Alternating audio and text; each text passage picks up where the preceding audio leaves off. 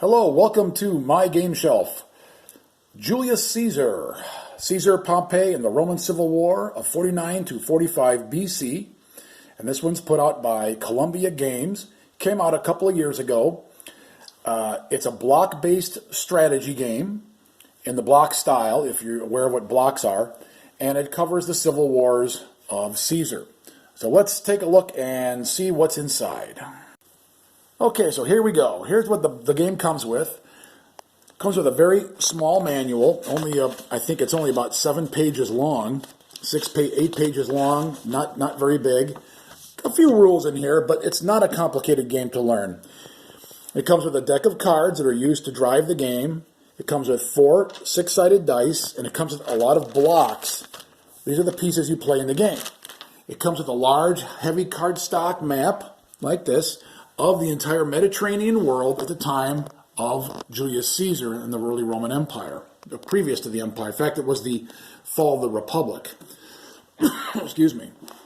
And you can see that the blocks that you play with are placed on the map, and there are blocks for legions and for leaders and elephants, and Cleopatra gets a block, Caesar gets a block, and Antonius gets a block, Pompey gets a block, and so you have the entire Roman Civil War of that period in play, and pieces move from location to location. For example, we have a elephant unit here that's on Utica, and if it was to move, it could go to here, or it could move to here, or it could move to here. And then there are dotted lines, or then these thick lines that slows movement, okay? Or only so many blocks can actually move there. So you can move more units on the thick lines than on the dotted lines. So that's how movement takes place. And then there, of course, are sea regions. So you have Mare Hispanium, you have Mare Tyrrhenum, you have Mare Internum, Mare Hadriaticum, and Mare Aegypticum, and the Pontus Exinus, as well as Oceanus Atlanticus. Okay, so these are the naval regions where ships and troops, and there are ships in this game too, can move from place to place in these regions. And the objective here is to obviously win the game. Each player draws cards and plays cards. For example, this card here is a command card, and it shows you right here the number of moves you can make. So you can make 1 move, and you can raise 3 levies for your armies. Okay? That's how this card would play. Here's another one.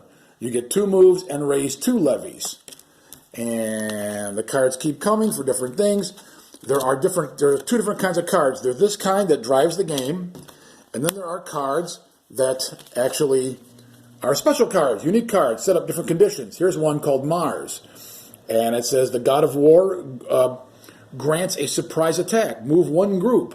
So there's special cards like this that will give the player a bonus play, something they can do that's special. Here's Mercury, the swift messenger of the gods that leads 1 group to move 3 cities or 2 cities in attack. No navies or amphibious movement. So these cards drive the game. As you can see in the manual, here's the different kinds of units. You have your leaders, so Caesar and Pompey, Antonius, Octavian, Scipio, and Brutus.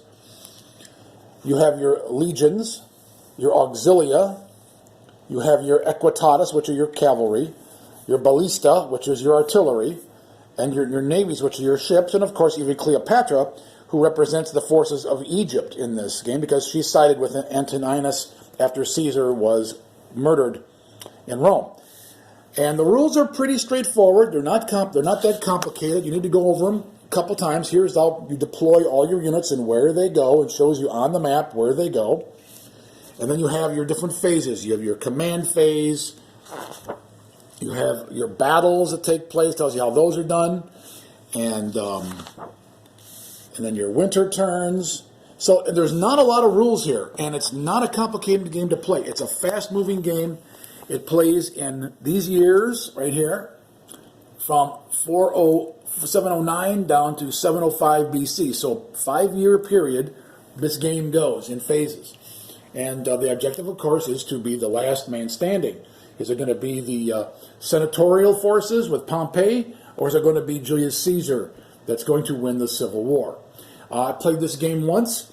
I could say I definitely liked it.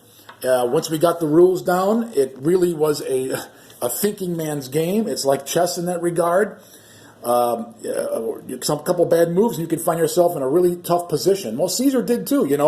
When he moved his troops down into Egypt, he was trapped there, and he had to get out. He was very fortunate that he had called for assistance from Pontus to come down and rescue him before he went to Egypt. He thought that through, but he almost was cornered and boxed in and destroyed.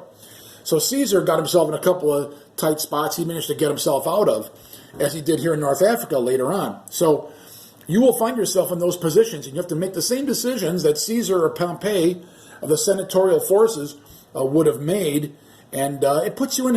It lets you experience this period of history personally.